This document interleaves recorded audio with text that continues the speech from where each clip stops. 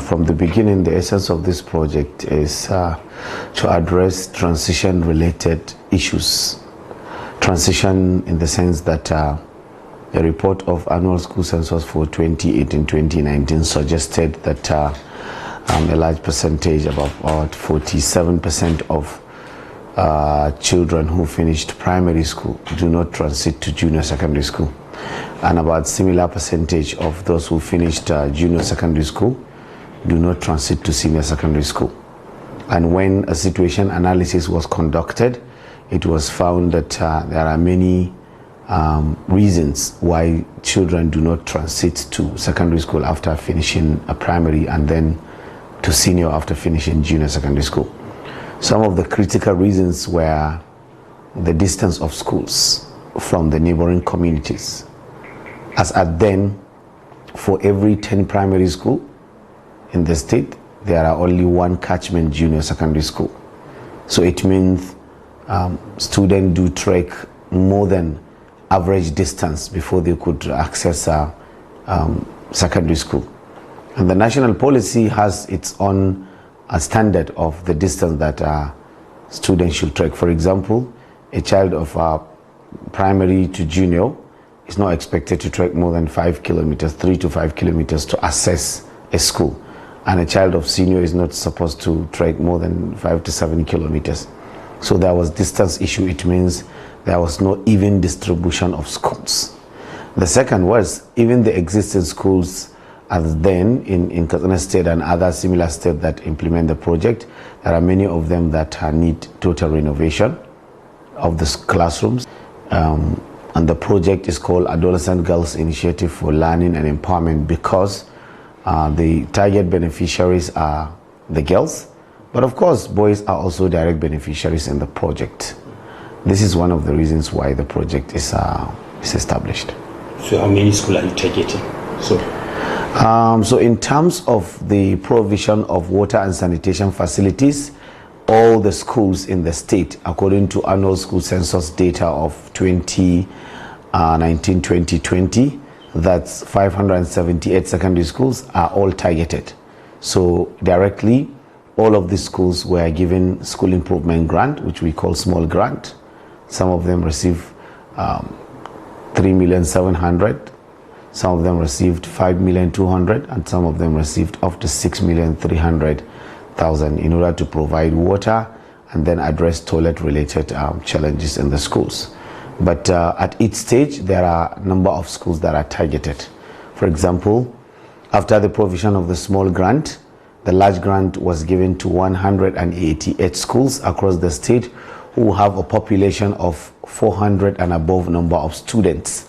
And the idea is to renovate more additional classrooms, build some where they are needed, provide student and teacher furniture, then provide additional toilet and water related facilities, then provision of sporting facilities as well. And the third stage, which currently we are in, is the total renovation. We've already started with 15 schools across the state who will undergo total renovation, including fencing where it is needed, additional classrooms, renovation of laboratories, and provision of facilities for teaching and learning. And then the second phase of the large grant, which is renovation of schools in a large scale, will soon be started. Is there any collaboration with the state government or federal government or any NGOs? So at the National Project Coordinating Unit at Apex level, it is the Federal Ministry of Education. At the state level, the project is for the states. So it is being coordinated at the Ministry for Basic Education level. So this project is not a World Bank project, it's a state project because the state is the beneficiary of the project. Who is funding the project?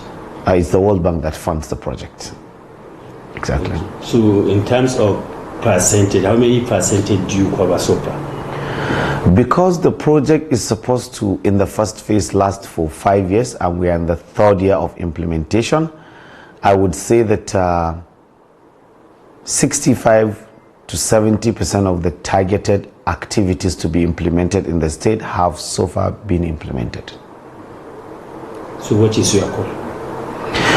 I think because the project is a community-based project, the renovations are done through the school-based management committee. They receive the money and they do a direct labor where it is provided, and where they do a local contracting when the work is to their satisfaction and based on standard, the money is in their account and they release the money and pay all the services. That means communities are fully involved in the implementation of the project, especially in renovation and construction of schools.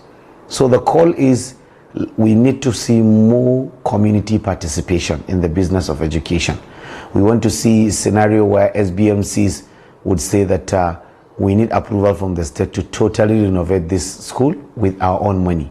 For now, the support from SBMC is the coordination and the management of the funds on behalf of the benefiting communities, and then mobilization of funds or in cash or in kind where applicable.